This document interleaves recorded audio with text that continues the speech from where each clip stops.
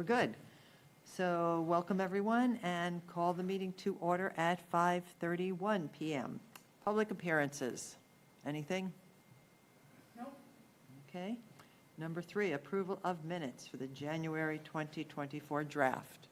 May I have a motion to approve? I so move. Thank you. Any corrections or clarifications needed? Okay. All in favor of approving the January 2024 draft minutes, say aye. Aye. Opposed? Abstentions? Motion passes.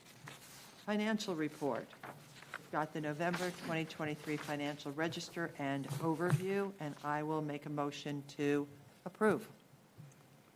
Excellent. So a few things to point out, maybe really just one. If you look under 240 on the register, we have a Control Works bill there for the Jace upgrade. So that is sort of the hard drive that runs the HVAC system. So this was part of a very big repair. So we have paid about half of this, and now we're paying the other half of it.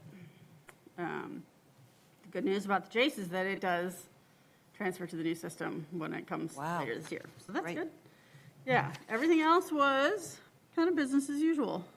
Wendy, I wanted to ask you about an item on 340, the Foreign Policy Association. What is that? Oh, we do a program called Great Decisions. And so we have to buy booklets from them that the participants pick up and read through. So they take one issue like immigration and they provide different viewpoints on it. And then they watch a video together that this company puts out and have a discussion about it. People love it. Very cool. We've had people doing it kind of every year. We went to 2 groups this year because we had so much demand for it. So the downside of that program is that you have to buy the materials from them and you can't photocopy it. It's all copyrighted. So yes, that's what that is. Wow, very cool. And is that for middle schoolers? What age? group Adults. is- For adults? Mm-hmm. Mm-hmm. Maybe I should know about that. Yeah. Yes, I think it's always a little bit dicey about promoting it because it fills up so fast. So like we don't want to I'm hoping I have an in. put it. Yeah, you let me know. But we don't put it on a lot of the we don't put it on Facebook because if it's already full, we don't want to. Wow, have people that to can't turn do it. people away. Sounds like a great program. Yeah. Thank you. Any other questions? Do you prioritize new people then over people who've done it before, or is it a I lot think of it's continuing? first come, first sign up. Should we be doing more sessions? I think they did go to 2 this year, and then I don't know. I would have to check with Hagan to see if that second one filled up. Cool. Yeah. Anything else that Wendy can clarify?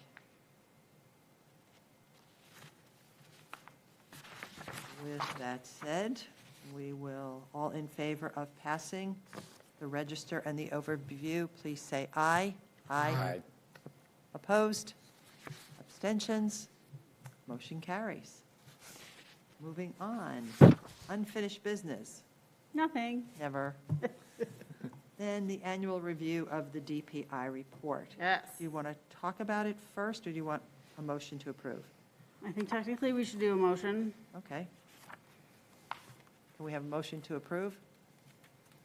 I move to approve the DPI report. Thank you.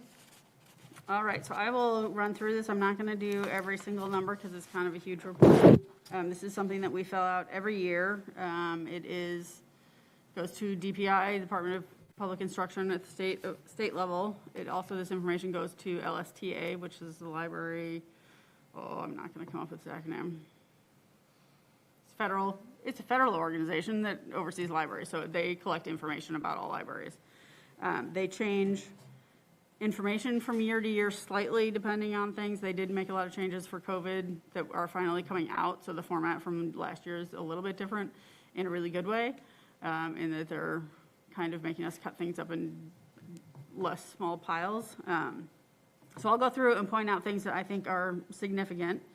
On page 1, the total hours. Also, I just have to tell you, when I'm filling this out for 2.5 weeks, every answer tells me what the number was last year, so I'm always comparing what last year to this year. And then, of course, when you print out the final one, none of that is anywhere to be found.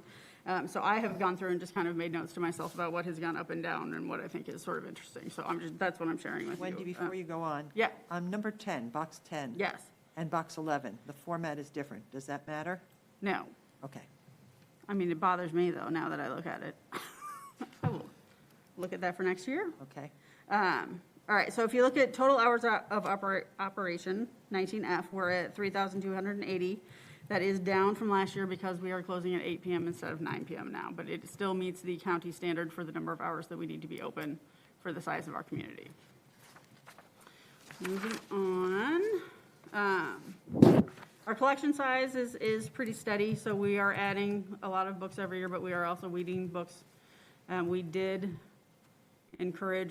successfully encourage Dane County to remove the collection size standard for libraries because I felt like it wasn't useful to stuff the building with print things when really we need to be focusing on electronic resources, and those don't count towards this.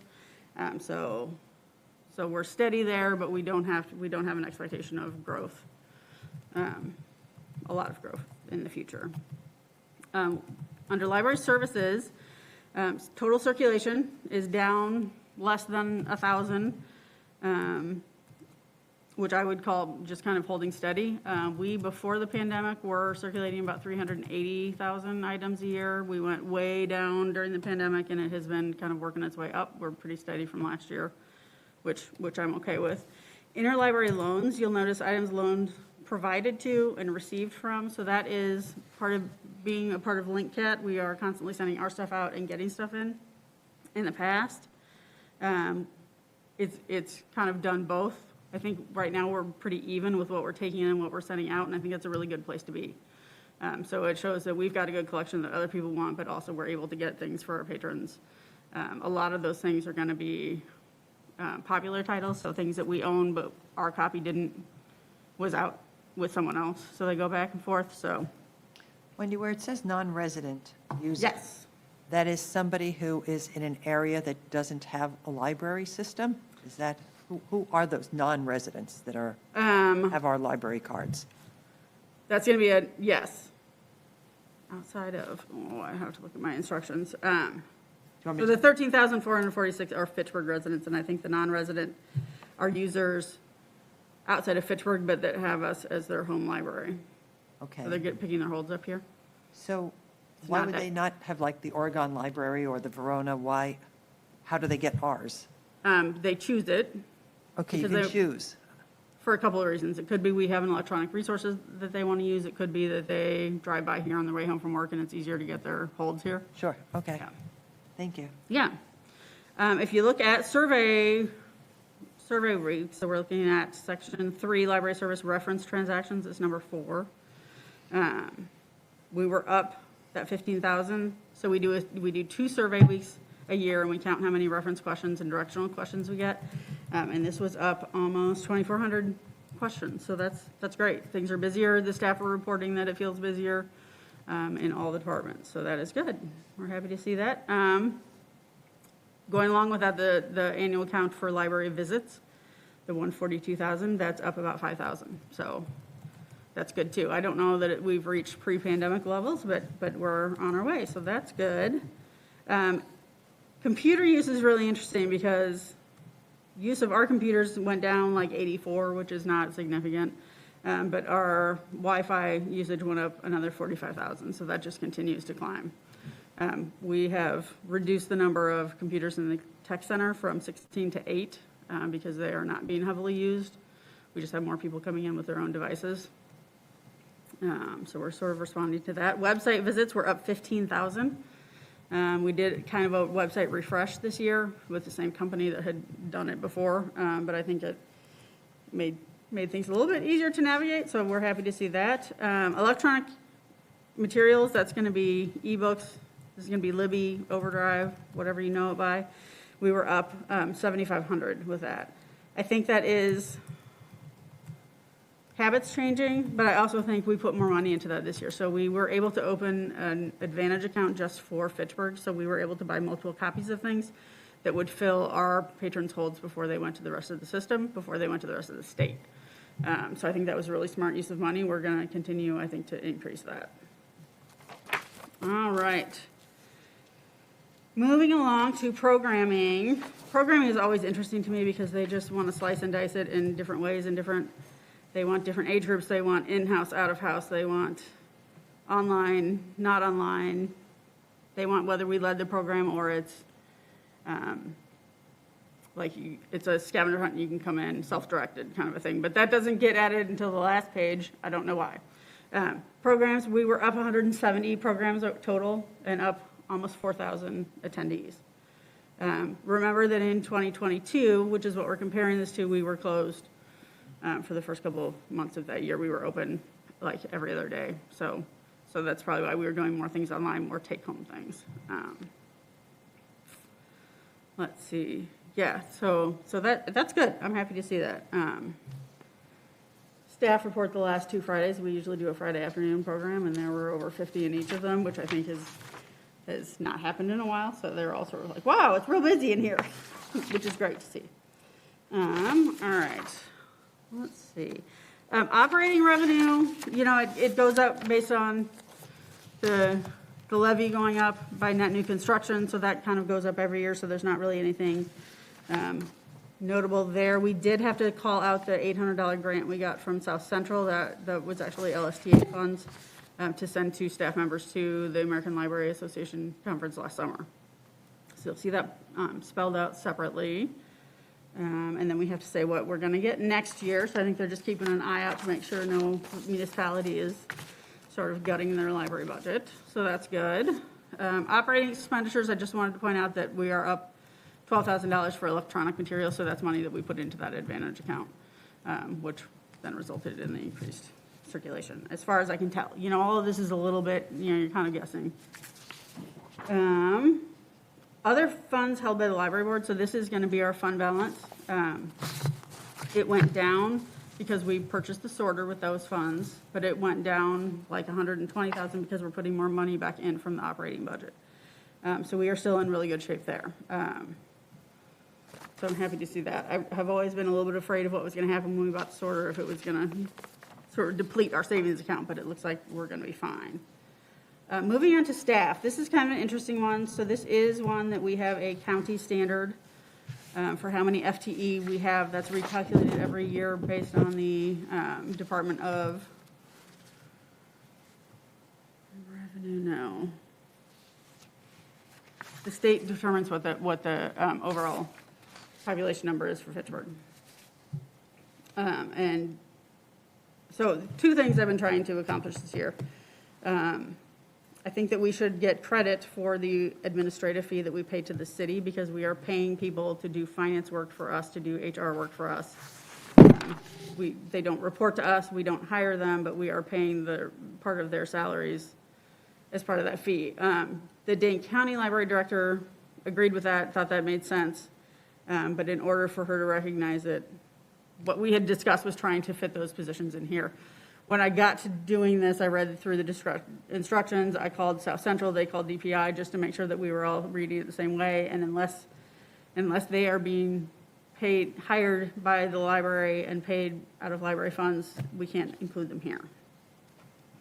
The other thing that I'm trying to get accomplished and has been okayed in theory but not in number is I think that the sorter and the self-check machine should count for some FTE number because we put money into that instead of hiring more positions. Every library in Dane County agreed to that in theory, but there have been no numbers applied to that yet. So this is all ends up, so if you see down at the bottom of the page, we're at 19.59. Based on the population, current population of Fitchburg, we should be at 20.41. So we're close. I think we will hit it, but I need to talk to the Dane County Library Director again to see how we're going to allocate that. I do think this means that we have to look at adding staff in the next couple of years. This is going to continue to go up as the population goes up. We're at 34,000 right now. This is just going to continue to go up. So I think we're going to have to look at adding staff. It's going to be not an easy thing to do within the library budget. Our budget will go up for net new construction, but we're going to have to squeeze in, I think, at least 1.0 FTE.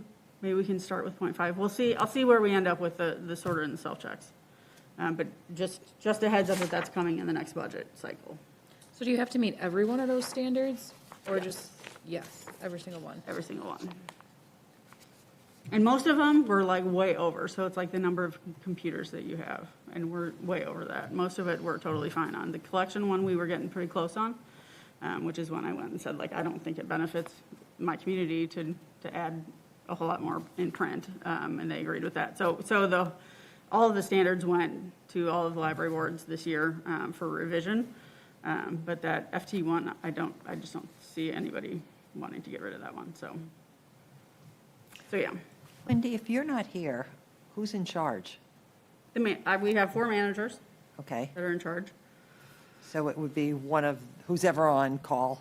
Yeah, so usually, if it's an evening, one of them is here. If it's a daytime, multiple are Okay. here. Generally 3 of them work a day shift, 1 works an evening shift, and then they rotate out weekends. Thank you. Yeah. All right. Let's see. The public library loans of material to non-residents, so generally you're talking about people living in the county, whether they have a library or don't have a library. This used to be a horrible thing to fill out, and it took days, and then it was never fully accurate, and South Central has pre-filled that this year, and I've never been so happy. The day that I finished this section, I went down to the circulation desk, and Tim Drexler works at South Central, and he's the one who did this magic, and he was at the self-check machine, and I was like, you're my favorite person in the whole world, I'm so glad you're here. So that's fantastic. Our payments from, this all results in cross-municipal, cross-township payments, and adjacent county payments, and those are sort of trending down.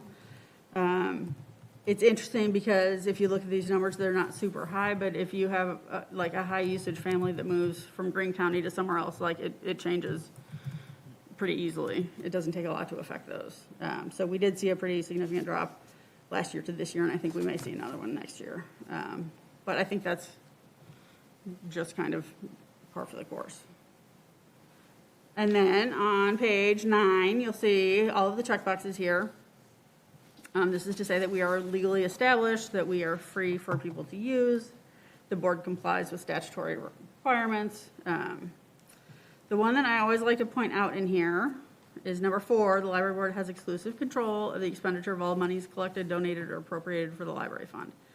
This is the reason that we are a separate fund from the rest of the city. This is why we go through the finance report every month and approve it. This is why other departments can't spend our money without us knowing about it. This protects us in a lot of ways. So I always just like to point that one out. I have quoted this many times to other departments, city, to say like, no, we have to check a box every year and sign it and say that we've done this. So you can't be spending our money without permission. And that's the whole thing. Who wants to do that? You'd be surprised. I think I For would the be. sake of argument, let's say Yeah, one of these Yes. items hasn't been complied with. What happens? that's an excellent question. I think the DPI would probably come back to us. I think our system would come back to us and DPI would come back to us to figure out what to do to get into compliance. Which is a little bit different from the county standards that we've been talking about. If you can miss those standards 3 years out of 10 without a penalty, if you miss a 4th time in 10 years, the idea is that you then pay the library tax, which for us in 2010 was about $1 million.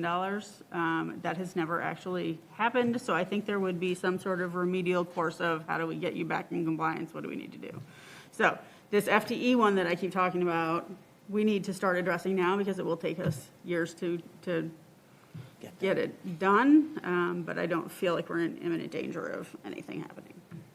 So this is the first year out of the most recent 10 that we're missing it? Yeah, so we, I want to go back and look back, so when we first opened, we didn't have a collection size that met it. We had 3 years to meet it, and then they, real helpfully, like 2 years in, we're like, oh, we're going to change the policy so that new libraries don't have to comply for like 4 years or something. It's like, well, great, we already like worked really hard to get up to it. So I think, but that would have been the first 3 years, and we're 13. So yes, this would be the first time that we haven't met it. So, and Tracy is the director, and we've been talking about this. She knows where we are. So I'm just gonna have to go back to her and say, like, the plan that I had didn't work. So how else do we do this? She also pays an administrative fee to Dane County, so I think she like gets that whole part of things. So anyway, I'm happy with things. Things look good. I think that this would be, if numbers were really off from one year to the next, this would be a good way to be like, whoa, we need to adjust something, something's not right. Other than that staffing one that I think we have known was coming, everything looks good. Any questions or anything she can clarify?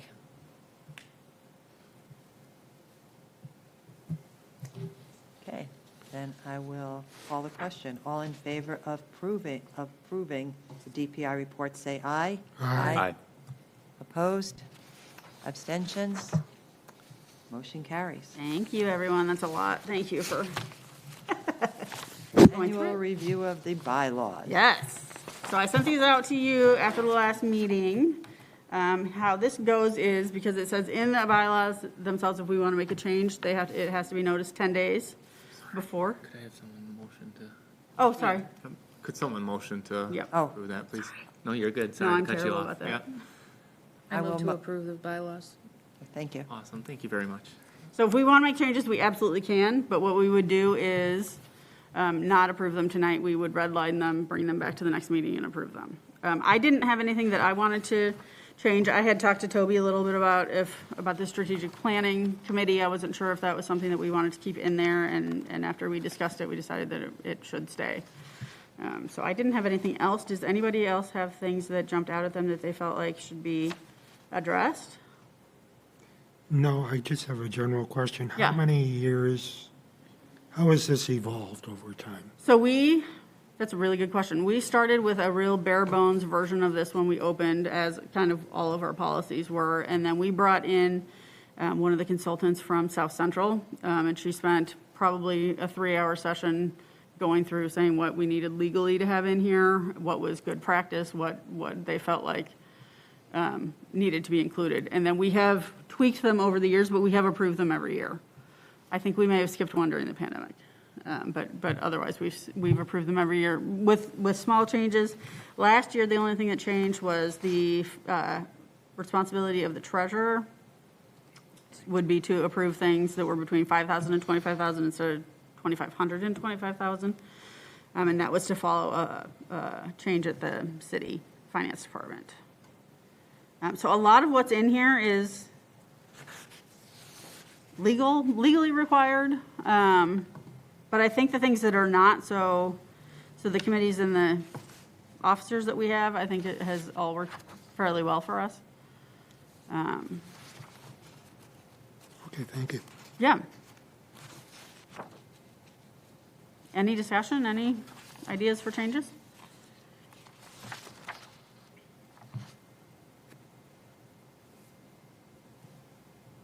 Yes, I'll call the question. All in favor of approving the bylaws, please say aye. Aye. Aye. Opposed? No Excellent. abstentions, motion carries. Thank you. Very good. Moving on, we've got, begin the 2025 capital improvement project discussion. Yes, so this does not need a motion because we're only discussing, but it is the time of year where we start to talk about capital projects that we have going forward.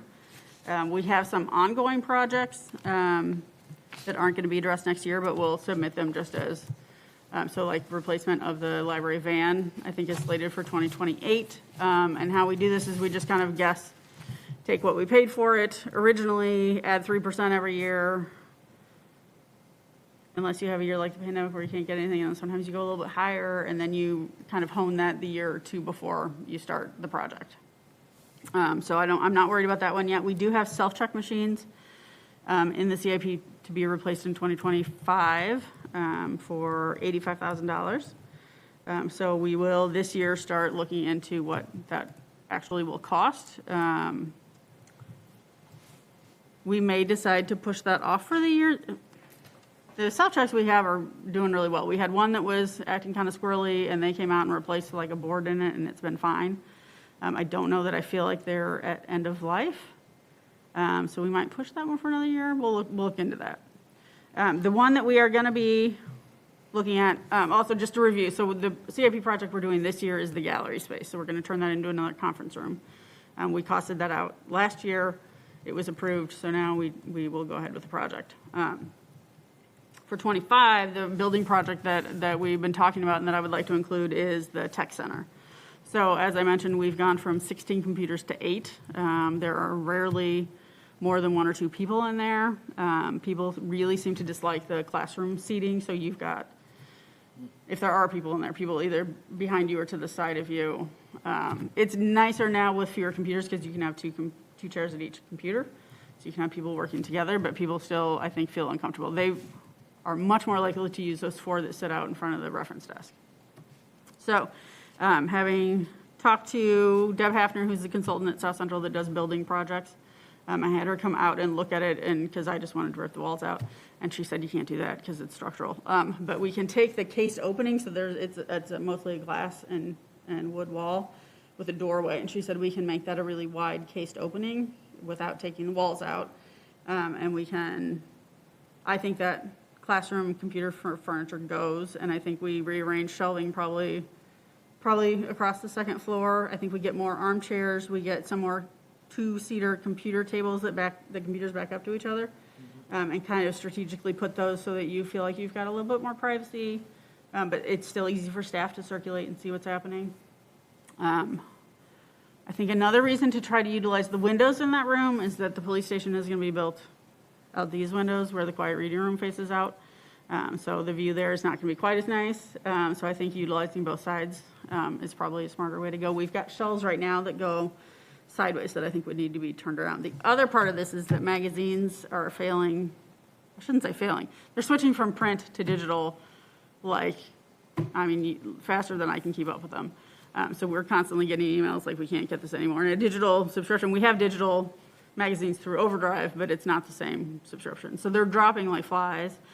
We've got currently 2 sets of magazine shelving. We are definitely going to need to go down to 1. So I think there's possibilities of where to put that. So Deb Hafner will likely help us make a new floor plan and talk about what furniture we need to purchase. The furniture, I think, will be the biggest part of this. Commercial furniture is extremely expensive, so the armchairs that we have out there are about $2,000 a piece. The tables are, it's very expensive, but it gets used very hard, and those chairs have held up for 13 years now. We've had a couple recovered. We're working on a couple more, but I think worth the investment. So I need to cost all of that out. I don't have numbers yet to put into this, but that's what I'm working on for next year. Any questions on that? Can we sell the old furniture? Yes, absolutely. We sell it through Wisconsin Surplus. Okay. It's the same place we sell all of our old computers. Yep.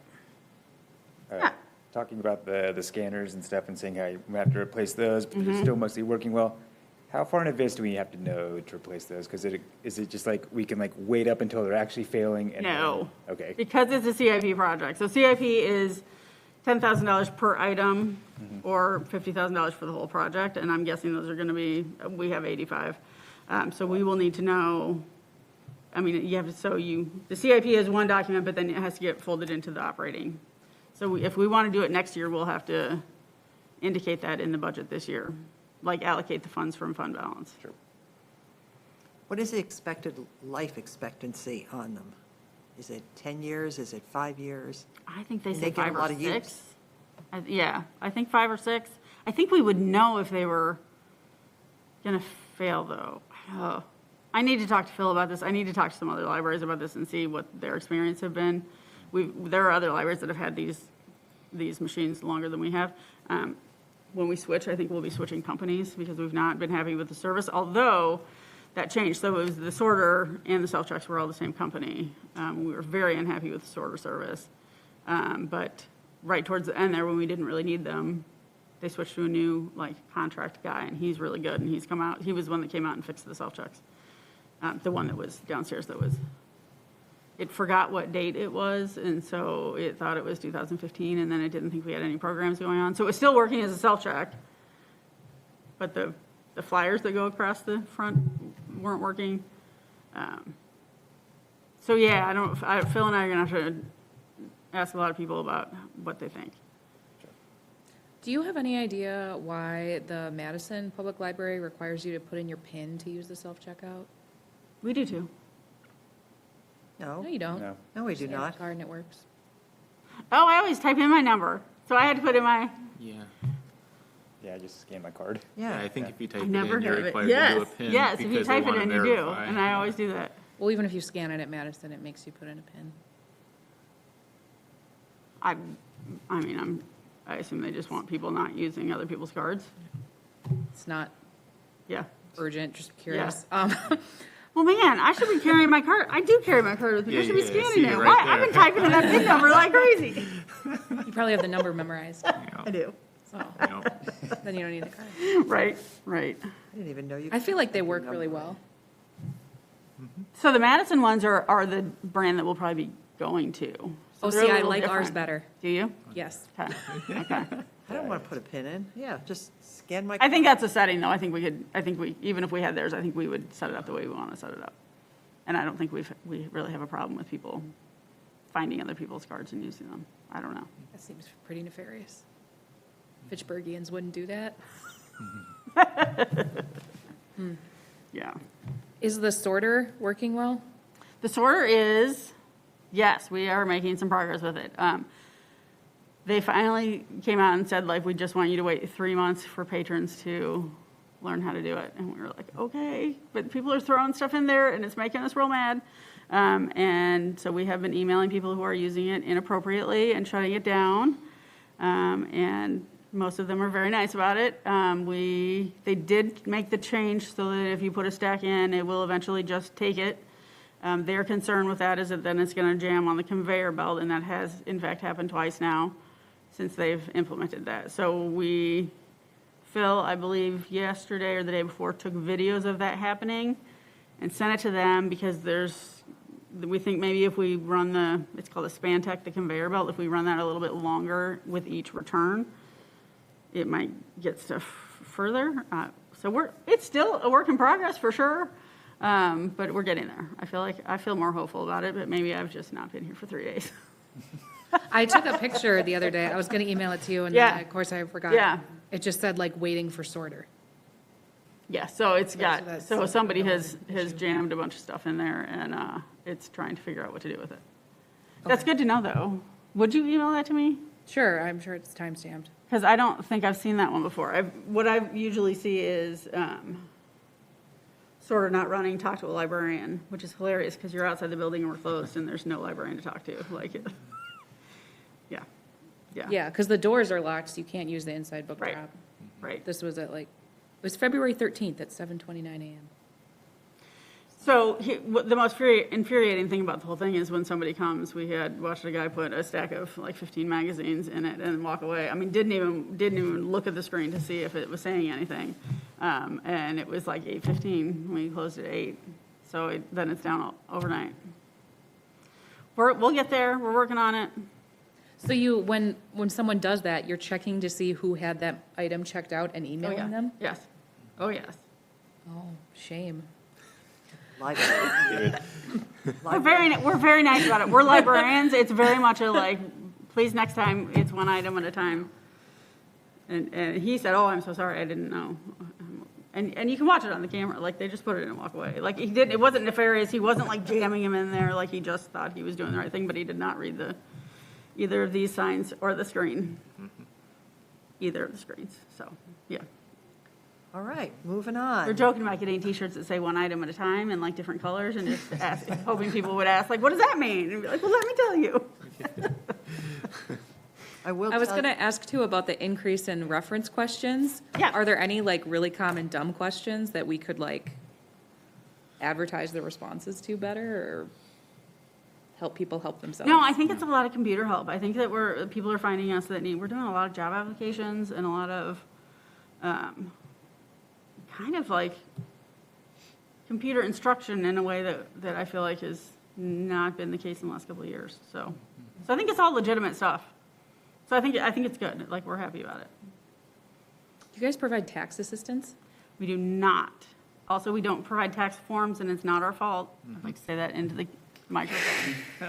We're not allowed to. When we opened, the IRS said we are not adding more locations for tax forms. We will not give them to you. And I was like, oh, good, because those are terrible to manage. And we can print them out. We can get them for you. It might be a reason to have like a classroom style with computers, is if someone was going to like lecture a group of Yeah. people. Like, I'm just wondering if you would Yeah. ever regret getting rid of that. But we could, we've got 4 laptops that we took out to patrons, and we could pull those 4 and do like a small group thing. We could also get a computer lab full of laptops from South Central if we needed it. So there are still options. Moving on, President's Report. Yes. Just thank you all for attending. Appreciate it. Library Director Report, January 2024 statistics. All right, so a couple things to report. I went to Legislative Day earlier in February, so it's Library Legislative Day, so we went down and got to talk. Governor Evers came and spoke to us, and we had a big thing to talk about sort of issues and the lobbying that goes on our behalf. And then we all split up and went to see our legislators. So I went to see Melissa Agard, Senator Melissa Agard. She stopped in, but we mostly were talking to her staff, and then Representative Anderson, who is not there, but we've met with his staff. So that was good. Kind of check in, say thank you for the increase that we got in the biannual budget last time. I am going to be sending out an update to the board calendar. Juneteenth, our June meeting falls on Juneteenth, and the city is closed. So I'm just going to go ahead and cancel the June meeting, and I'm moving the policy review that we were going to do that month to July. So it shouldn't cause any kind of problems. Okay, and along with that, we do have 2 board members going off in April. That's Renee and John. Your terms will be up in April, so that will be your last meeting. That's all I've got. Okay, committee reports, strategic planning. We are gonna focus on that for the May staff in-service. So there is a book that came out recently that's doing a staff-driven strategic plan, and so that is circulating amongst the managers now, so we're kind of looking into how we want to format it. I think we'll probably go pretty close to how we did the last one. I think it was really useful, and it was kind of the exact right amount of work that could be folded into everybody's current duties already without it being a huge giant add. So that's all for that one. Facilities. The chiller's in the basement, in pieces, the new one. Right. It was delivered. We needed a forklift. It was a whole thing. And so it came in like 8 parts. It has been unloaded. It's taking up a parking space, and then the back wall of the garage. There's also 10 containers of glycol there waiting for it. There are 2 parts that have not been delivered that we're waiting on. One is called a buffer tank, and we absolutely cannot start the install without that. That is supposed to ship early April. The pumps, so we're going from 3 smaller pumps to 2 bigger pumps with a different flow rate. None of this really means anything to me. And it is, they are on back order, and they are not coming until May. So we've had 2 construction meetings now to talk about, do we start with the install and use the old pumps? And I was like, oh, not unless the manufacturer says so. And they said that would be fine. They said it might not run up to full capacity, but unless you're in like July or August, you won't need full capacity.